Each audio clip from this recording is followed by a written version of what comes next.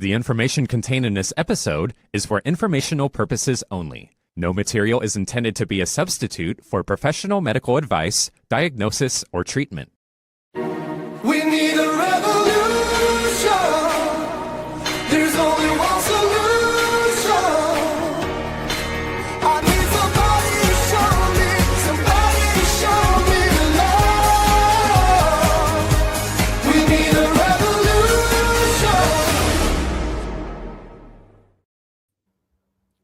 Welcome to An Informed Life Radio on CHD TV and KKNW.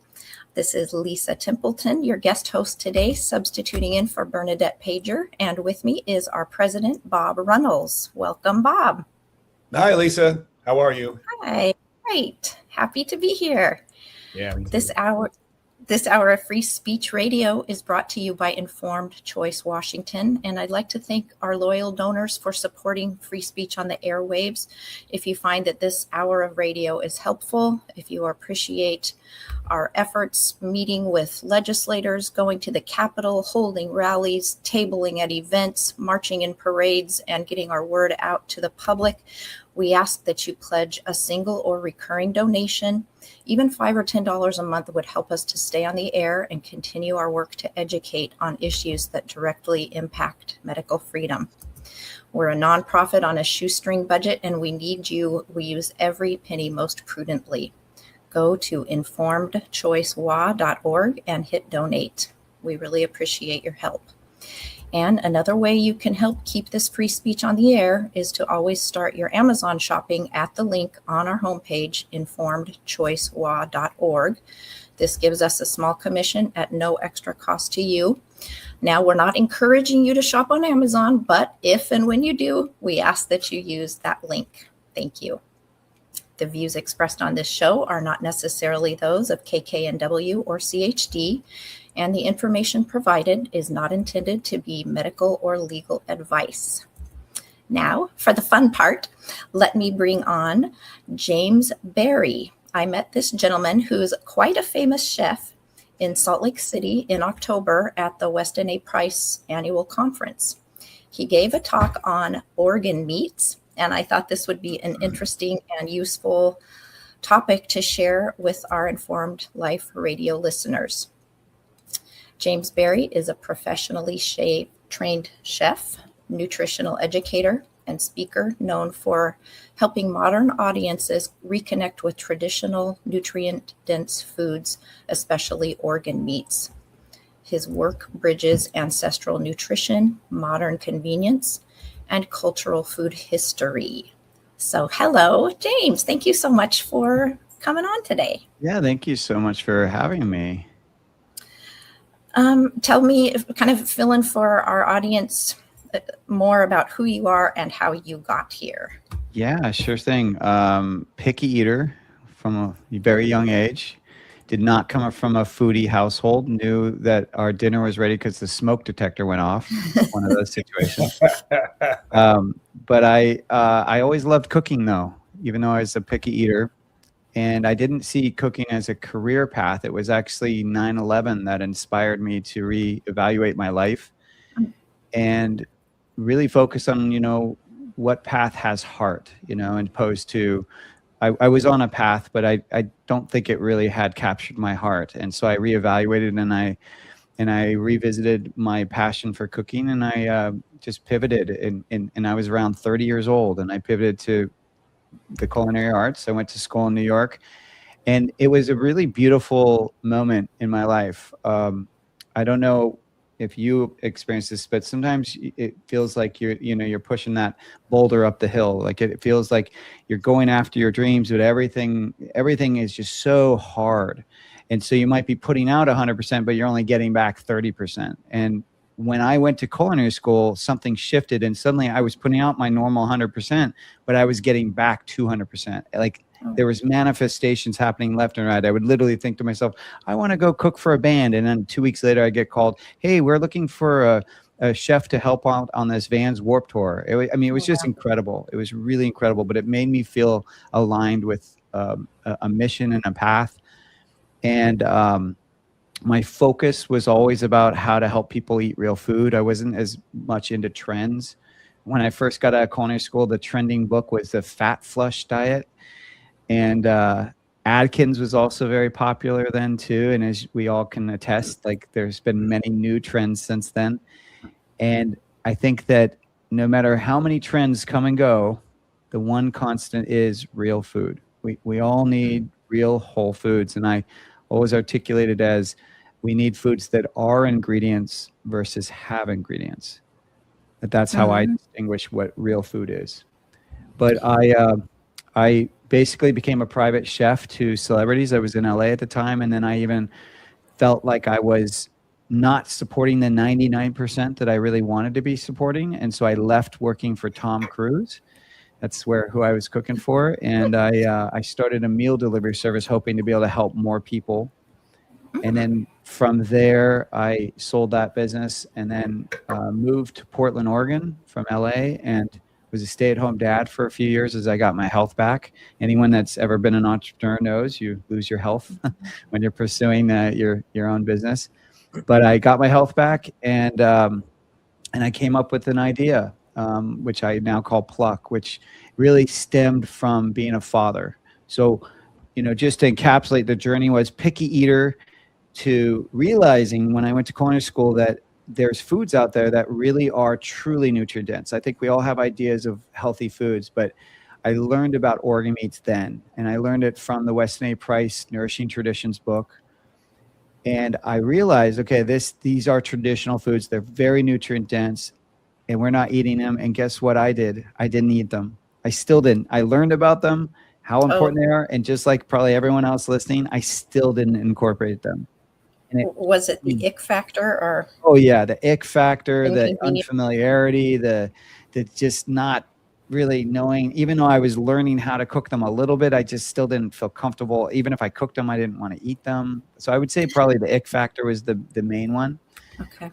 But it took me becoming a father to really say, okay, no, this is serious. Like I want to nourish my kids. I want to make sure I'm around for them getting older and to live as long as possible. And so I really switched my mindset, and I set out to solve those three hurdles. The hurdles being the ick factor, the cooking knowledge, the culinary knowledge, the sourcing. And I'm proud to say that I think I solved it. Awesome. Okay. I guess we'll get to, well, there's a few different ways to solve it, and we'll get to a special way that you offer people to get these organ meats into their lives.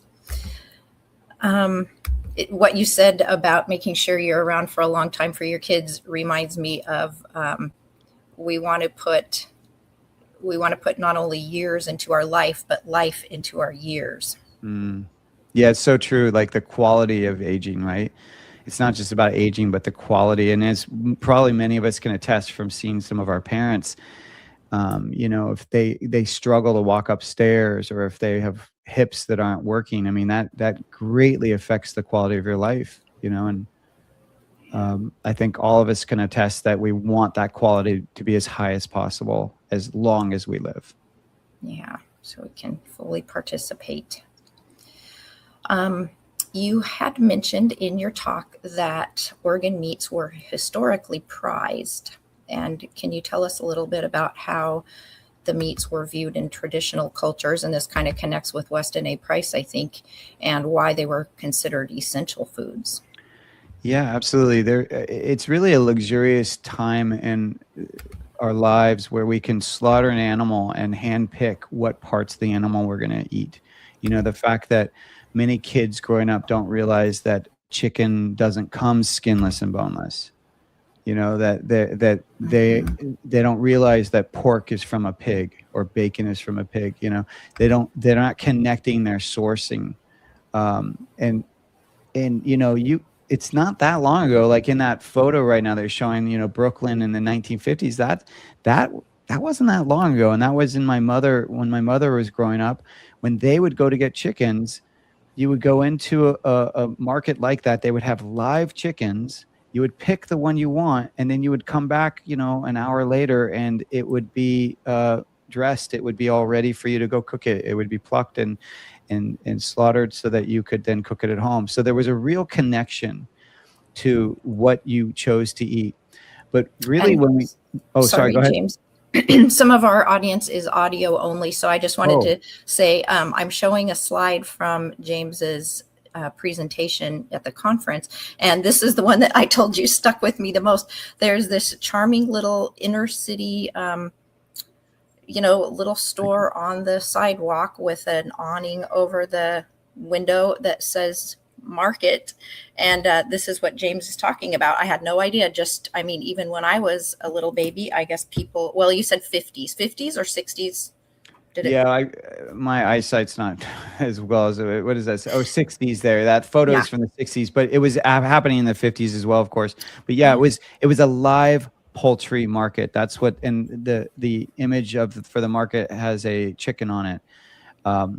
But it really was like you saw, similar to when you go in a market right now and you go to purchase lobster, right? You see live lobster in a tank, and that's what you're purchasing. At least here on the East Coast, that's what you see a lot. And that's what you would see is these live chickens, and you got to hand pick which one you wanted, and then they would pluck it and slaughter it for you. It's incredible, that kind of connection. But in organ meats specifically, though, they've had quite the history. So if you talk to an archaeologist, they'll tell you that, basically Homo sapien body, which is the current human body we're in, is about 250, 300,000 years old. And they noticed, though, that there was a clear point when this body started to change. So the previous, before Homo sapien to the Homo sapien, that there was some clear things that happened. And they believe fire was one of them, but they also believe that we became a predator. So prior to this period, we were scavengers. And then before scavengers, we were foragers. And we had a completely we had smaller brains. We didn't have the tools we later had. We had different digestive tracts. But what happened throughout the changes, so when we became a scavenger, we did get some protein, but our brain size still didn't change that much. Not much changed with the body that those prehistoric people were in. What changed was when we got three things. We got blood, we got fat, and we got organs. And that's because we had a rudimentary tool and we became the predator, because those were the items that the predators were eating. They were eating the fat, they were eating the organs first, and they were leaving the muscle meat. And that's a very important piece to how we evolved. And when you think about the food we're eating these days, all these industrial and made foods, these what we call ultra processed foods, this is only since the Industrial Revolution, right? It's not like they're not that old. Like what 100 years, maybe just a few generations. Yeah, right. It's not that old, but yet the body we're in is hundreds of thousands of years old. So we have to remember that this body we're in was developed, evolved with communication pathways, with certain foods, with certain nutrition, and that everything we're doing in modern society is new. And so the fact that we're having so many ailments, chronic illnesses, issues, whether it's skin issues, sleep issues, these are modern problems to a degree. And and I tend to default to, well, then we have to, one of the first places I look to solve it is, well, what are we eating? Right. Are we eating those real foods? I believe it's the most important and simplest thing we can all do, because we all have that power to choose what goes in our mouth. That's probably one of the key powers we still retain, is what actually passes through your lips. Mm-hmm. And so I'm a huge advocate of, well, as I mentioned, nowadays you can go buy a ribeye, for example. But never in the history of the world would we ever slaughter an animal and not eat the entire animal. Yeah. And yet most people are they're coexisting on just ribeye or just specific cuts or just white meat chicken breast, or they're isolating parts of the animal, but ancestrally we always got beak to feet or nose to tail. We always got the whole animal. We always got some part of it, whether it was spleen, whether it was liver, whether it was heart. It wasn't always just one organ. And that's the other thing that I think mistake people make is they hear about, okay, I need to be eating organs, and then they just focus on liver. Oh, yeah. Yeah, that would be me. Yeah. It's- Okay. I don't know. And when you said spleen, I'm already getting some strange ideas of how to prepare a spleen. Yeah. And isn't Yeah. it funny though? Because spleen is actually higher in heme iron than liver. Oh. And yet we just focus on liver because it's kind of, it's the most well balanced of all the organs in terms of having that multivitamin effect. But that doesn't mean that the other organs aren't, don't have their worth. Of course they do. I think though the key is when we talk about slaughtering an animal, well, really in general, when we talk about health, I think a lot of times we're getting conditioned to get very heady about it. Like I can tell you, for example, that, organs, they have an abundance of vitamins and minerals. I can say, oh, they're high in vitamin A. They have all the B vitamins, particularly B12. They have C even. Some of the organs have vitamin C. Others have D. Some have E. They all have K, which is K2. Which is also known as activator. So I can say that. I can say it has iron. I can say it has calcium, copper, magnesium, selenium, phosphorus, potassium, zinc. But even as I say that, notice you're just in your head. You're just going like, okay, what do those things mean to my body though? Because really when I say vitamin B, your body doesn't know vitamin B the way with that language. It understands the sensorial of like when you eat a food that is high in vitamin B, it understands that. And so I think we've gotten very heady and it's resulted in us outsourcing our health knowledge. So instead of us going inward to figure out what does my body need, what we're doing is looking outward for answers of like, oh no, tell me what I should eat. I've lost my humanity. I don't know how to eat as a human anymore. Now, partially that's due to marketing. Partially that's due to just modern society, how we're streamlining things. We're trying to make things as convenient as possible, but we still have to unlearn, looking outside ourselves for these answers. We do have the answers. They are inside, but it is going to require a little bit of mindfulness and a little bit of work. And we could talk about what it requires. Okay. Yeah, what you've set up here to me makes sense, right? It makes sense that we would find these foods that are more traditional and avoid all of these highly processed alternatives. And going to get a vitamin D from a GNC nutrition supplement store, how bioavailable is that? And how does it assimilate with your body? And maybe it's not, the powder doesn't actually get into your body. And it may or may not. We don't know, right? Because every body is different. But I think the fact that you're even asking these questions right now is key. We have to stay curious about what is the best way for us to get these sources of nutrients. We already know, in terms of how I'm setting this up, we already know what works. We have hundreds of thousands of years of knowledge of how something works. We just have to utilize this beautiful body's tools and how to utilize that. And I'll share that how you have to utilize that. Okay. And this is really important, is you have to put yourself back in the day where you didn't have a grocery store. So imagine what are the two basic information points you need to know when you're out there in the wild figuring out what to eat. Is this food going to kill me? Or is this food going to nourish you? That was it. Those were your two survival information points. And how you discovered what worked or didn't work was definitely storytelling. Like when people would talk about like, well, we found this, I'm just going to say a mushroom, and it had these kind of stripes and it was shaped like this. Well, that one killed so-and-so, right? So there was a lot of storytelling that happened. But what the agency that everyone had though, was our senses and our tastes. And it's called our neurolingual response. So we had, and I like to equate it to like, imagine You see something in the distance, it's a bright color. So you're seeing something. Your body is already, what is that? It's a curiosity.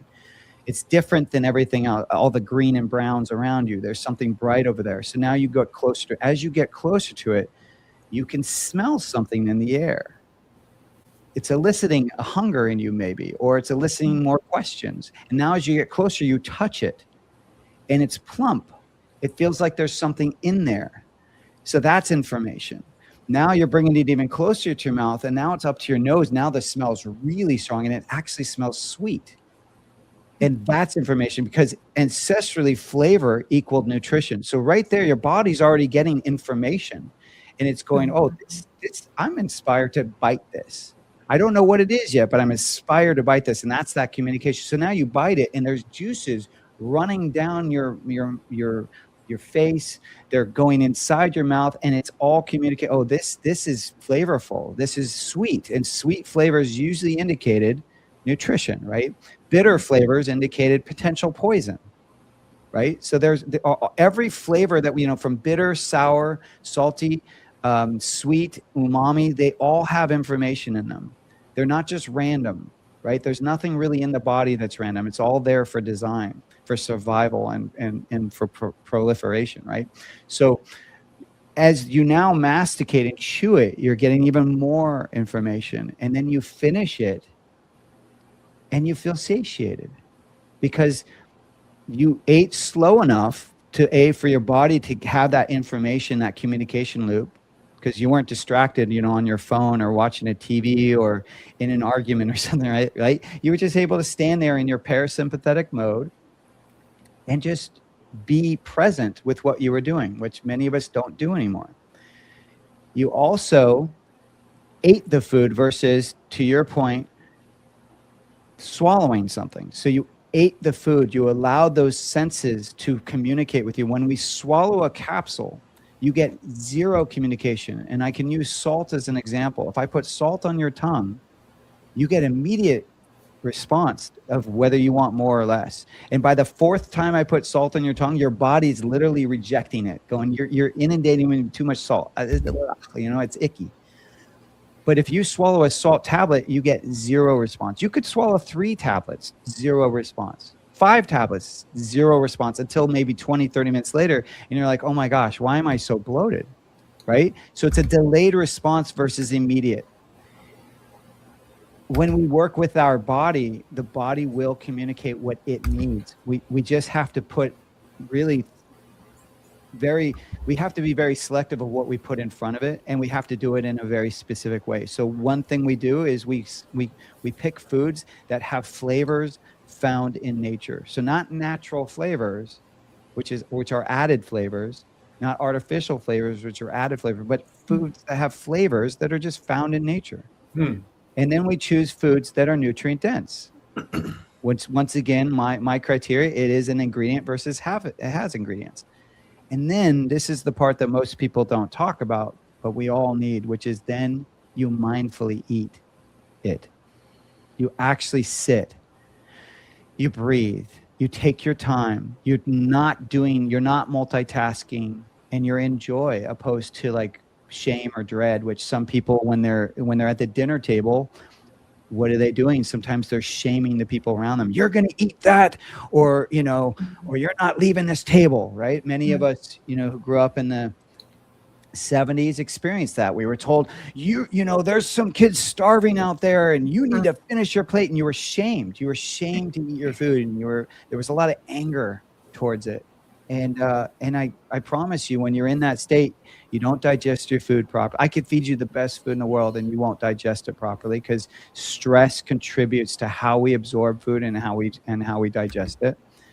So I find when we break it down and just to put yourself in that position of being someone who's just discovering food for the first time, I promise you, when you eat these ancestral foods, these foods that are real, that are natural, your body feels safe.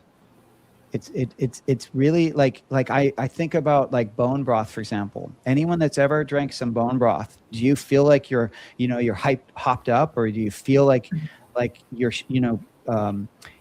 edgy or something, the way you might feel when you eat something really high in sugar, right? it's a very grounding and calming food.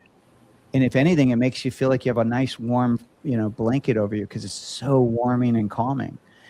That feeling from broth versus the feeling you get from eating Oreos, that's what we want. We want to look for foods that make us feel safe and calm, and that are more in alignment with just what the body can process and digest properly. And I remember part of what you told us, and you've kind of alluded to this already, is the importance of, okay, I learned from you and I'm changing my ways, but like I did freeze dry some beef heart and then grind it up and put it into little capsules. And you explained the importance of actually allowing the body to taste that, not just bypass your taste buds and probably a whole bunch of other mechanisms that signal, again, like food is information. Absolutely. Have you ever noticed how sometimes you just really crave bananas and sometimes you don't? But it's not something you necessarily gravitate towards all the time. Or maybe there's certain foods, like sometimes you really crave red meat if you're someone who eats red meat, but then sometimes you don't. Like, we can either push that aside and just say, oh, well, that's just me craving something. Or we can actually be curious and we can ask, well, maybe my body knows something that my brain doesn't yet. Mm-hmm. So, for example, many women, certain times of the month, may need more foods that are higher in iron. So at certain times of the month, you actually may want more organ meats. You may be, craving more kind of liver or spleen or something that's high in iron. But if you're just assuming and swallowing capsules and following that jar, you're just taking your 6 to 8 capsules and you're just going on autopilot. But the reality is if you were eating it, I promise you, your body would sometimes want it and sometimes not. And you would be able to honor the rhythms of your body if you actually ate it and let your body tell you how it was responding to the food you're eating versus swallowing it, as I mentioned earlier, and getting a delayed response. And I learned about this really from talking to customers, because when I first created Pluck, which is taking really the same ingredients that you would find in capsules, it's freeze-dried and powdered organ meat. So it's still a real food. That's what's so funny is when you swallow the capsules, at least if they're organ capsules, it is the freeze-dried powdered organ meats. There's nothing processed. Well, it's processed in that it's freeze-dried and powdered, but it's still a real food. There's nothing else done to it. But what's curious about it, though, is they're encapsulating in that capsule. And the feedback I was getting from people is they were telling me, hey, when I do these capsules, I notice I get really nauseous. And I said, well, maybe you're getting too many, like too much. How do you know how much to do? And they said, well, the bottle said 6 to 8. I said, but you're 5'2", and the person standing next to you is 6'2", and you're both taking 6 to 8 capsules? Well, yeah, that's what the bottle says. I'm like, well, that's called outsourcing your health. That's called helping a company sell their product. Because they only determined 6 to 8 capsules because they figured, well, this is the amount we need to get this certain pricing to sell this product in 30 days, right? The reality is that everybody is different, and the only way to honor that difference is you have to eat the food and let your body tell you, is it full? Is it not full? Is it craving more? Or craving less? Pay attention. Yeah. I have on the screen now your product called Eat Pluck, or it's Pluck. Pluck, yeah. The website though is Eat Pluck, and now you know why, because I'm trying to encourage you to eat it versus swallow. It's not swallow Pluck, it's called Eat Pluck. Oh yeah, good. Okay, so tell us a little bit about what is Pluck. Yeah, so this was my solution. So basically, I mentioned when I was a father. When I first became a father, my desire to get these nutrient-dense foods to my kids increased, and myself. But it really came from my 2 kids. They got Shiga toxin, which is a form of E. coli. It can be deadly for very young kids and the elderly. You can't take an antibiotic, and you can't hold really anything in. You just have to let it pass.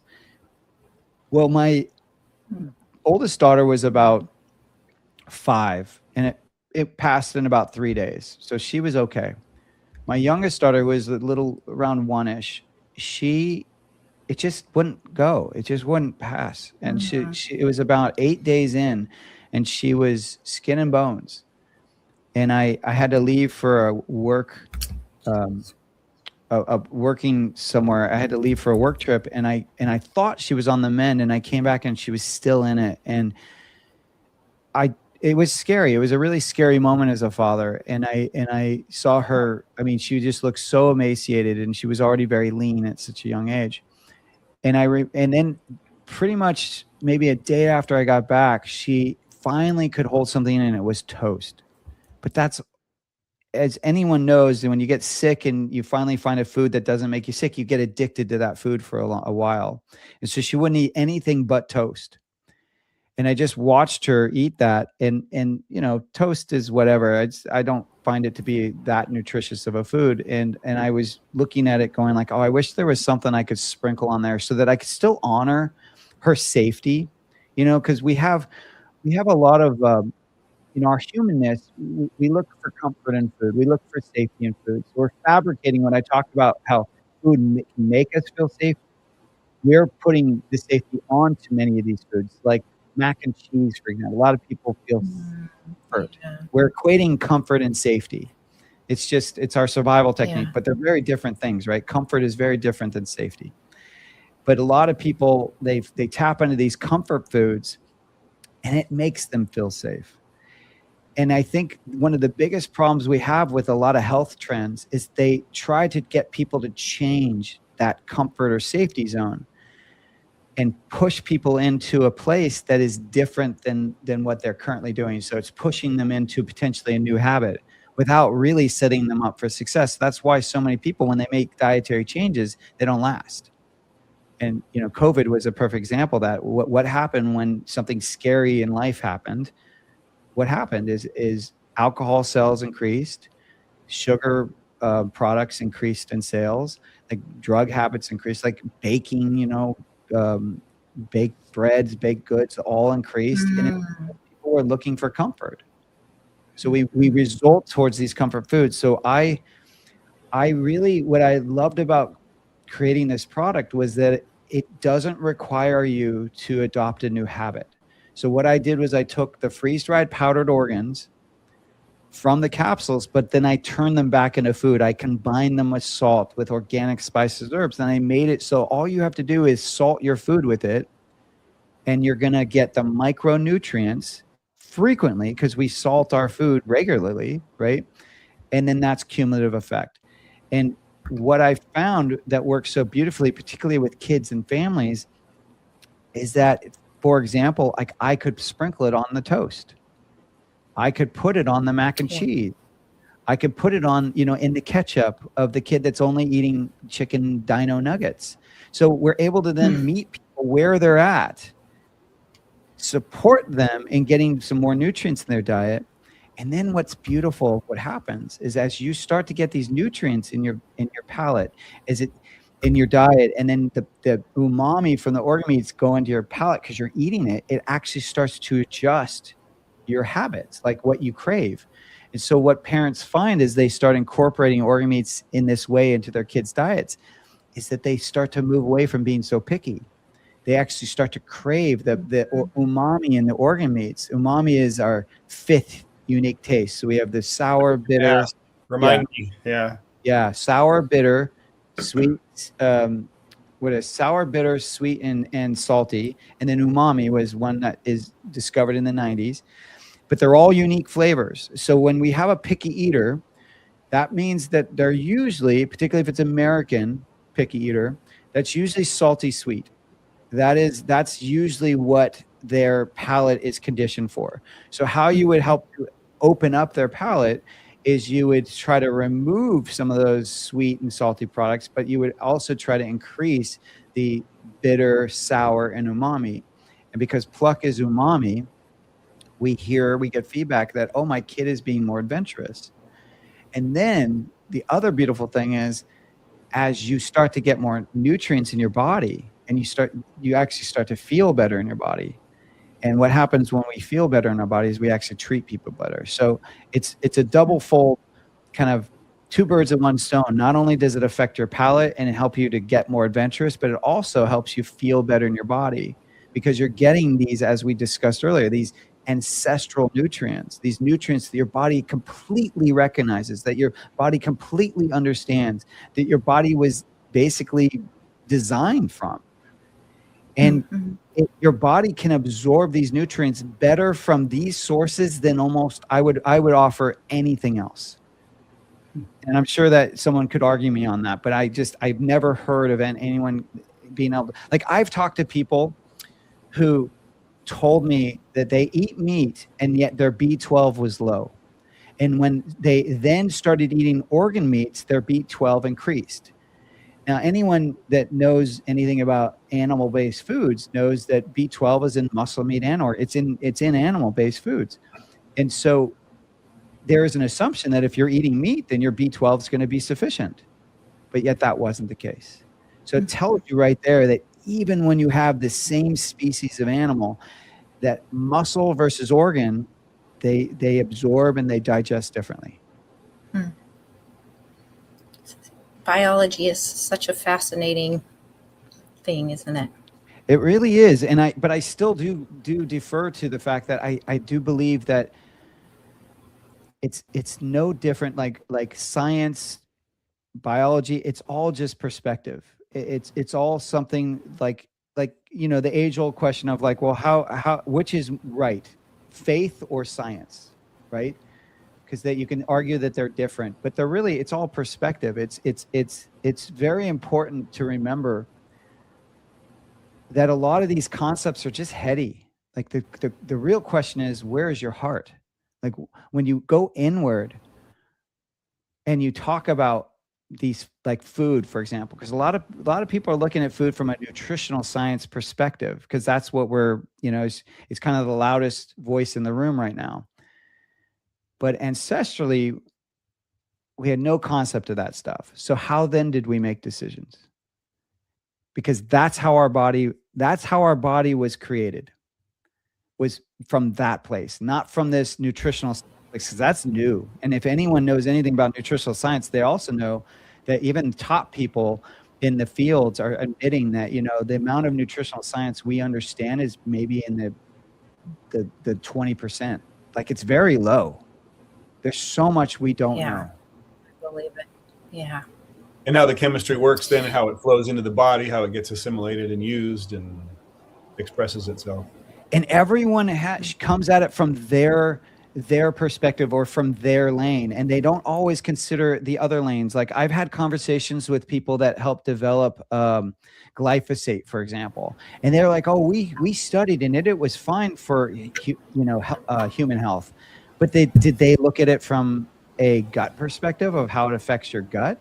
Did they look at it from a longevity standpoint of like, well, how long does it affect you if it's in your body for 20 years? Like, they didn't do that. So they were only looking at it with their very specific lens, narrow lens perspective.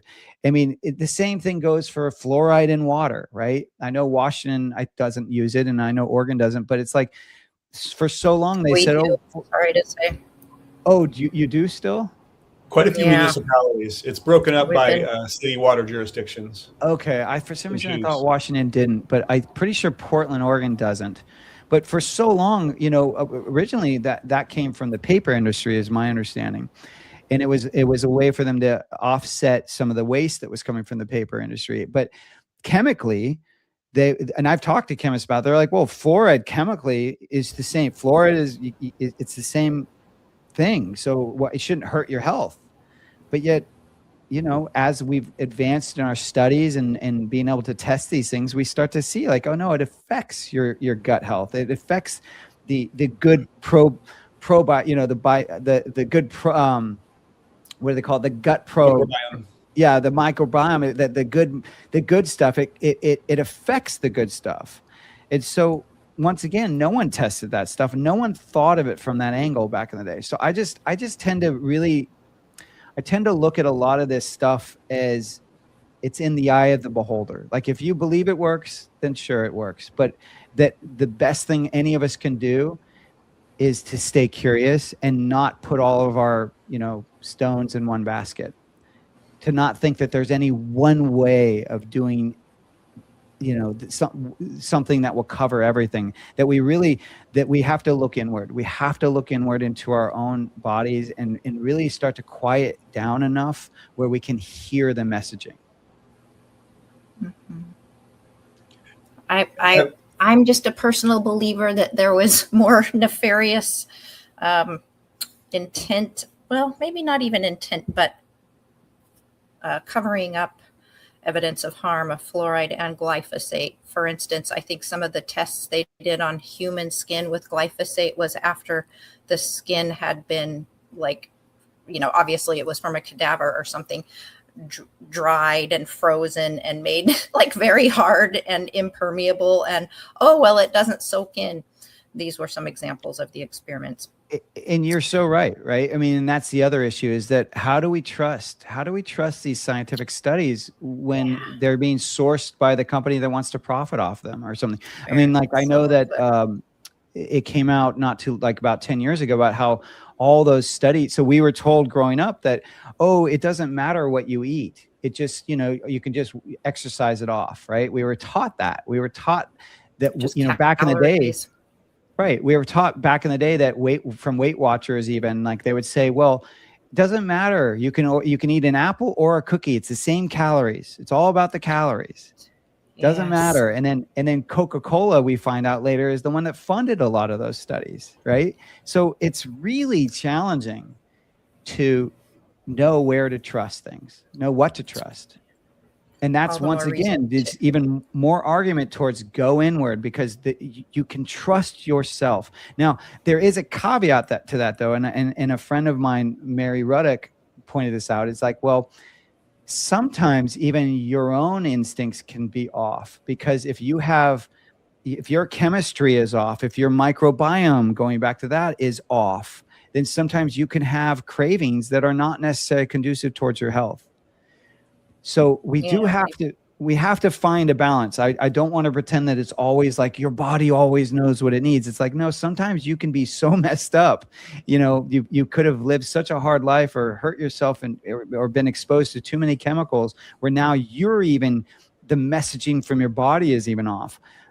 But I think that even within that, we can kind of use our emotional intelligence to assess, if I'm craving ice cream all the time, maybe it's not about the ice cream. Or if I'm craving tons of sugar, I don't think that's really good for me, right? Like we can start to kind of like observe the cravings. But that's, once again, going back, it's still about mindfulness. It's not just about accepting everything for rote. It's not about just kind of like listening to what everyone else, whoever's the loudest in the room, what they're telling you. It's still about go inward and then use your emotional intelligence around assessing like what feels right, what seems right, and then maybe pull some stuff from the outside when everything you're doing isn't working. Go get tested. Go find someone that resonates with you. I'm not trying to say not to do that, but I think it's got to start inside, and then we have to focus on the foundations. We have to, because there's really 4 ancestral foundations. And I've been in this business over 22 years. And everyone I talk to, every conversation always goes back to, it doesn't matter, like the peptides, which is being talked about now, the GLP-1s, all that stuff that's being talked about now, doesn't matter. None of these things are magic pills, because you still have to deal with the foundations. You still have to eat nutritious food. You still have to get adequate enough sleep. You still have to move your body, and you still have to monitor your stress levels. Those 4 things, if you don't find some grounding, if you're not kind of doing something in those 4 categories to optimize your health, it will not matter what else you do. It will not. Won't matter if you're eating organ meats. If you're not sleeping well, won't matter. It might support you sleeping better. So I should take that back. It might actually help. But if you're really like burning the candle at the other, if you're only focusing on one thing and not the other three, they may not serve each other. I don't know. Yeah. Try to get into a virtuous cycle that builds positively upon itself. Absolutely. And I think it goes back to that we tend to be so hard on ourselves as well. I mean, I think even with the organ meats, some people might hear this and say, like, oh, he just wants me to buy pluck. It's like, no, actually, I don't care. Like, let's talk about how else you can get organ meats in. I just want you to get the organ meats. Like, I really just want you to get that nutrition in. I would say that pluck is the easiest, but then let's go from there. So the next step I would do is I would focus on species. So I wouldn't have your first organs be beef. I would have them be chicken. And I would have them be chicken hearts specifically, because chicken hearts are incredibly mild. They're small. You can chop them up, throw them in a spaghetti sauce. No one will know that they're there. They'll think they're mushrooms. They really will. Well, now how's that going to affect their knowing that they're taking in something nutritious? Maybe this is for little kids, but no, I'm just. Well, it won't matter, because the key is that when you're eating it and you're chewing it, mastication, when you're actually eating it, it won't matter whether you know it's in there or not. As long as it's a real food and it's a whole food base, and you're eating it, your body will know. Your mind doesn't need to know. Okay. Your body will know. Well, we're pretty big on this show about informed consent. So, okay. Maybe when it comes to children, we are in charge of feeding them, and we don't always lay out all the contents of everything. But here's your spaghetti.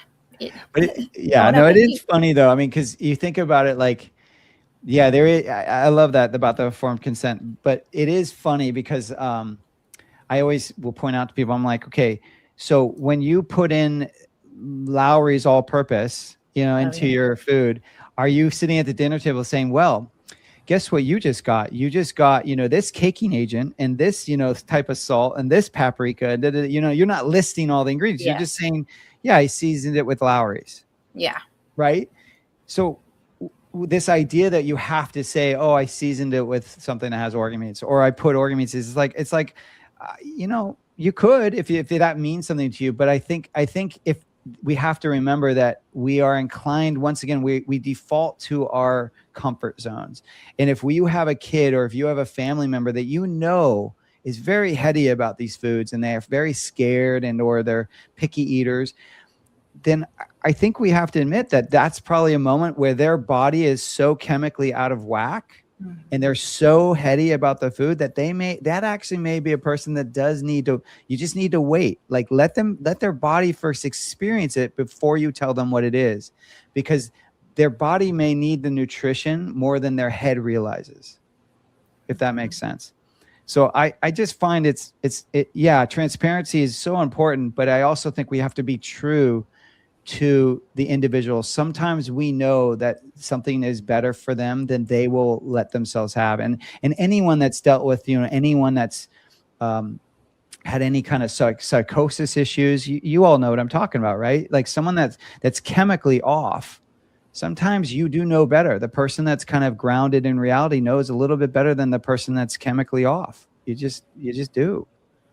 So I don't know. I just say you honor the state of your family unit, the best you can.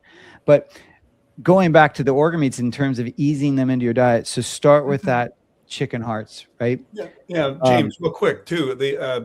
I go buy a whole chicken at the store. I will choose organic myself, and then it comes with a little pouch of the organs, some organs, not all the organs, right? So what are the organs that typically come with the store-bought chicken? Yeah, that has the neck, which I have a funny story about, but I don't know if it might be a little racy for this show. I don't know.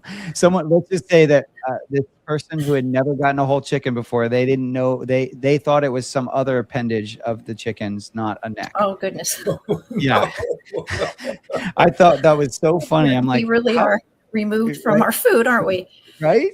It's so funny that's what they thought. So anyway, so you have the neck. you have the stomach, you have the heart, and typically you have the liver. I think those are the main parts. And then And collectively, that's the gizzards. yes, exactly. Well, I the have it right? gizzards is technically the gizzards is the stomach, but yes, that's the giblets. They would say the giblets of all of it. And Oh, okay. and most people, to your point, they just toss that. They get it and they toss it. But I think traditionally they provide that because traditionally it was used, right? A lot of times, like people would grind them up and put them in the stuffing that they would then put in the bird. Sometimes it's added to the gravy to help thicken it and provide even more nutrients. But one of the things you can do is you can absolutely pull out the neck. You can roast it with the bird. You can then, depending on what you're eating, but you can then chop up the liver, the heart, and you can add it to some other side dish that you're using. When we think about organ meats, you really want to almost think about them like the way we've been taught to think about vegetables and fruits. And even parts of Alaska, the Inuit, they actually have in their nutritional guidelines, because they have seasons that don't allow them to really have vegetables and fruits grown. They will list organ meats under the nutrition, just like they do vegetables and fruit, because they want people to make sure that they're still getting these nutrients. They're not year round. So I think it helps mindset wise to really think of them as like, oh no, this is like taking a multivitamin, but it's from Mother Nature. So James? yeah. Sorry. Finish that thought, please. Yeah. So I was just going to say though, the chicken hearts though is that's one. So you don't even have to just use the ones that come in the chicken. So they sell them separately, and usually it's like 10 in a container. That's a good way to do it, because then you can just pull out a few.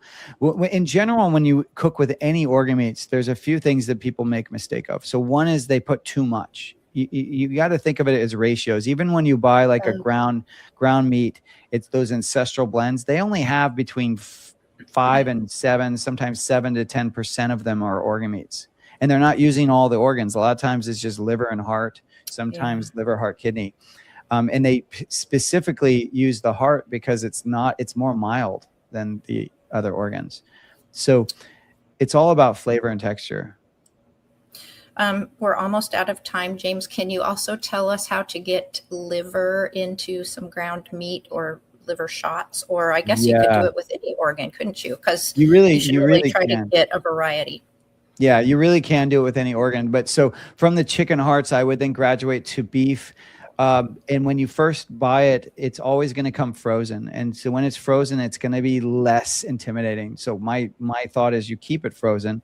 And then every time you pull it out, you just grate it with a cheese grater and then add it to something else. So just grate and get like maybe like a tablespoon of grated liver, and then add it to your spaghetti sauce or add it to your ground meat. Maybe go up to 2 tablespoons per pound, maybe max. But once again, you don't need a lot. A little goes a long way. It's so nutrient dense that you don't need much.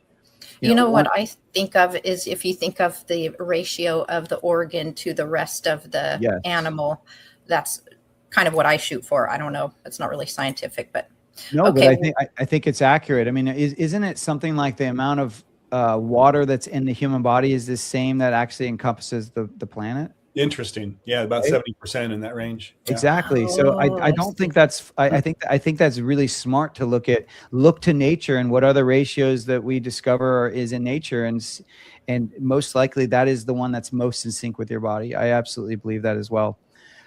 James, I am so sorry, but we are almost out of time. Oh, okay. And it's always so abrupt at the end because I guess I don't manage it so well, but I'm learning. But I want to say thank you so much for joining us. I do hope people will take advantage of this information, and it's not as scary and gross as you think. And please go to eatpluck.com to see his. Oh yeah, we have a lot. We have brain now. We're going to have brain debuting on Monday. Okay. Yeah, we have brain. We have our blends have liver, heart, kidney, spleen, pancreas in them. We're going to be adding lung soon. So there's a lot of really great stuff. Our mission is to help you get nose to tail nutrition into your diet and to help you feel better in your body. I do believe that is a great recipe for success.